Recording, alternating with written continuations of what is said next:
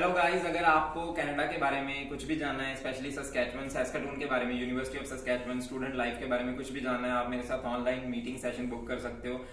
मेरी वेबसाइट पे जाके www.yuvrajkorotana.com यूवी मीट्स में जाके आप 15 मिनट्स का मेरे साथ मीटिंग सेशन बुक कर सकते हो। तो आई होप आप लोग बुक करोगे और आपको काफी चीजें आपकी हेल्प कर पाऊंगा। तो I will see you there. Hello guys, अगर आप कनाडा आने के बारे में सोच रहे हैं तो आपको ये वाली चीजों का ध्यान रखना पड़ेगा। आज की वीडियो में मैं आपको ये वाली चीजें बताऊंगा कि जो आपको कनाडा में आने से पहले आपको पता होनी चाहिए और फिर अपना डिसीजन लेना चाहिए कि आप कनाडा में आना चाहते हैं कि नहीं और आपको कनाडा आना चाहिए कि नहीं।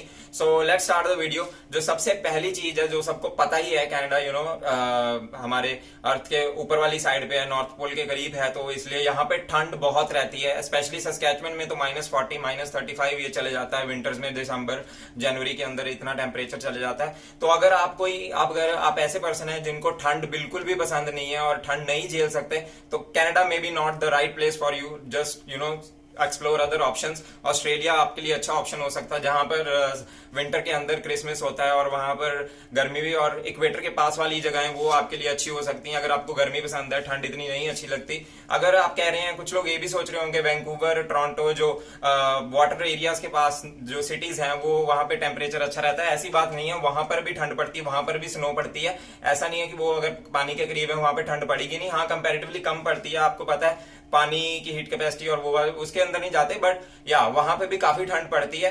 तो आपको ये वाली चीज का ध्यान रखना पड़ेगा कि अगर आप ठंड नहीं झेल सकते तो कनाडा आने के बारे में दोबारा सोचना। ऐसा नहीं है कि आप कर नहीं सकते, दोबारा सोचो। और जो नेक्स्ट थिंग है वो ये है कि अगर आप मध्यम वर्ग परिवार से आते हैं इंडिया में से, तो आपको यहाँ पर आके काम करना पड़ेगा। आपको माइंडसेट ये रखना पड़ेगा कि आपको यहाँ पे जॉब करनी पड़ेगी। जॉब एक नहीं, बहुत सारी जॉबें यहाँ पर होती हैं। अब आप अगर ऐसा सोचो कि मेरे को वो वाली जॉब नहीं करनी, मेरे को प्रेफरेंस चाहिए ये वो यहाँ पर आपको शायद बुलाना पड़ेगा। आप ऐसा नहीं कर सकते कि हाँ मैं चूजी बनूंगा और मेरे को यही वाली जॉब चाहिए, ये वाली जॉब मैं कर नहीं सकता। आप ऐसा नहीं कर सकते, आपको यहां पर आके काम करना पड़ेगा।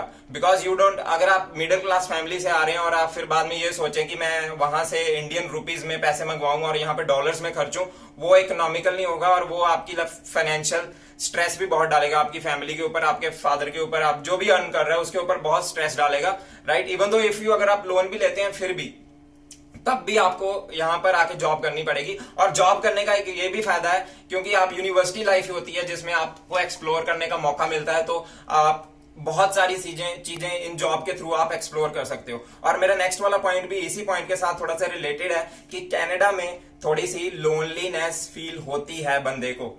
मैं ये नहीं कह रहा कि आपको भी होगी, बट अगर आप इंट्रोवर्ट काइंड ऑफ पर्सन है तो आप यहाँ पे बहुत ज्यादा लोनली फील करोगे, होमसिक फील करोगे। क्योंकि मैं देखता हूँ बहुत सारे स्टूडेंट वो काफी ज्यादा होमसिक फील करते हैं, लोनली फील करते हैं, बिकॉज क्यों, अपनी फैमिली से दूर है, उनका यहाँ पे कोई है नहीं, इतनी इंटरेक्शन करते नहीं लोगों के साथ, जॉब भी नहीं करते और कमरे में बैठे रहते हैं। वैसे करोगे तो बहुत ज्यादा लोनली होने वाला है कनाडा आपके लिए। और यहाँ पर आपको पता है कि ऐसे फ्रेंड्स बनाने पड़ेंगे। यहाँ पर ज्यादा population, majority of the population क्या है, गोरों की है, और देसी लोग कम होते हैं। और कम लोगों में भी अगर आपको ये देखना पड़े कि आपकी पसंद के हो, वो चांसेस कम हो जाते हैं। तो इसलिए ये माइंडसेट आप बना के आना कि कनाडा लोनली हो सकता है, अकेले रहना पड़ सकता है, ठीक है। और आपको मेंटली काफी स्ट्रांग होना पड़ेगा, बहुत ज्यादा स्ट्रांग होना पड़ेगा। अगर आप ये वाली चीज बिल्कुल भी लाइक नहीं करते तो आप दोबारा सोच लो कि कनाडा आना चाहते हो कि नहीं। और जो नेक्स्ट चीज है जो कि बहुत एसेंशियल है कनाडा में, अगर आप मध्यम वर्ग परिवार से आते हैं, तो ये है कि आपको कुकिंग आनी चाहिए। कुकिंग, बेसिक कुकिंग आप इंडिया से सीख के आए, कहीं से भी आ रहे हैं आप सीख के आए। स्पेशली जो अकेले आ रहे हैं, जो फैमिली के साथ नहीं आ रहे, वो कुकिंग स्किल्स सीख के आए, बेसिक तड़का लगाना सीख के आए, चाय बनानी, ये सब चीजें आपको बहुत काम आने वाली है यहाँ पर। क्योंकि यहाँ पर अगर आप आएंगे और आपको कुकिंग नहीं आती और आप दूसरों की तरफ देखेंगे, you will be spending like pizza खा लेता हूँ, बर्गर खा लेता हूँ, मिल तो सब कुछ जाएगा, बट आप उस पर इतना स्पेंड कर दोगे कि बाद में वो आपका एक्सपेंस लेवल बहुत ज्यादा हो जाएगा। मंथली एक्सपेंस आपका इतना इंक्रीज हो जाएगा कि आप सेव ही नहीं कर पाओगे। सेव क्या करना है अपने, फिर आपको स्ट्रेस लेवल बढ़ेगा, बहुत सारी साथ में डिफरेंट तरह की चीजें आपको फेस करनी पड़ेगी, जो कि ऐसा नहीं होना चाहिए। और कब तक बाहर का खाना, कुछ लिमिट ही होती है, आप हर बार बाहर का खाना नहीं खा सकते, राइट। मैं तो नहीं खा सकता, मेरे को घर में अपना खुद का खाना बनाया हुआ ना कभी तो चाहिए। हफ्ते में कम से कम 3 4 5 बार तो मेरे को घर का खाना खुद का।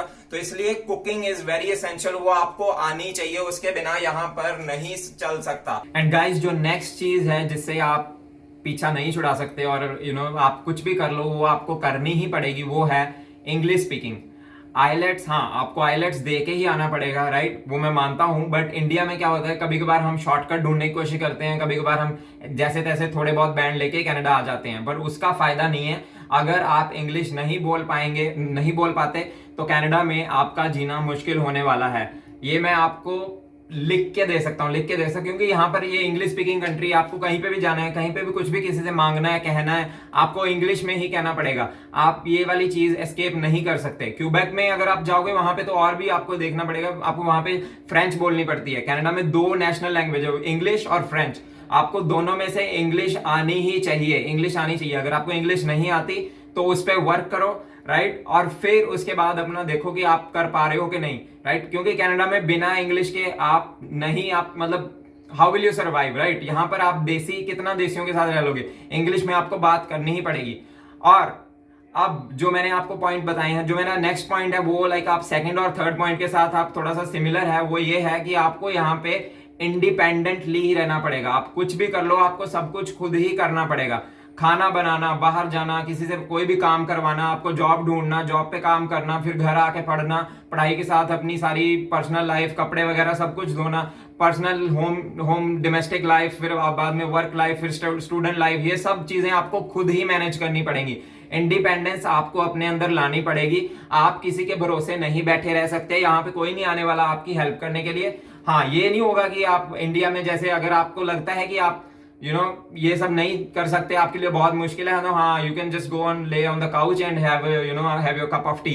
बट यहाँ पर आना है तो आपको you will have to move your ass, तो आपको काम करना ही पड़ेगा। आपको कुछ ना कुछ अपने लिए खुद, सब कुछ अपने लिए खुद ही मैनेज करना पड़ेगा। ये नहीं आप एक्सपेक्ट कर सकते कि हाँ मेरे लिए वो आएगा और मेरे लिए वो आएगी और मेरे लिए करेगी। यहाँ इंडिया में कभी आपको पता है बहुत ज्यादा क्या होता है कि बच्चे को सब कुछ मिला, पका पकाया मिल जाता है। यहाँ पर ऐसे नहीं होने वाला। तो ये है, ये वाली चीजों का आपको ध्यान रखना है। अब जो भी मैंने ये चीजें बताई हैं, इसका मतलब ये नहीं कि अगर आप में ये वाली चीजें नहीं है तो आपको कनाडा आना ही नहीं चाहिए।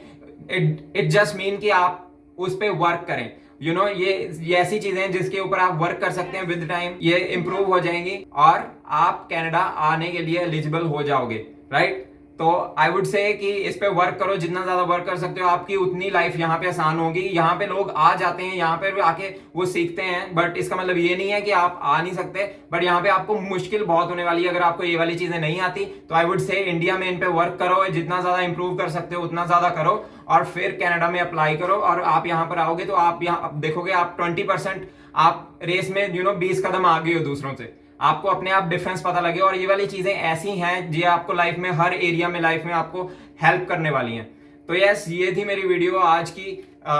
ये वाला माइंडसेट आपको रखना पड़ेगा। You don't give up, keep on trying, और आप one day you will be having all these things. आपको ये इमोशनल इंटेलिजेंस आपकी बिल्ड करने में हेल्प करेंगी और this will help you in any walk of life, है ना। तो ये थी मेरी वीडियो आज की about what things to do, what things to know before coming to Canada. तो आई होप आपको ये वाली वीडियो हेल्पफुल लगी हो। तब तक के लिए see ya, have a good day, take care, bye.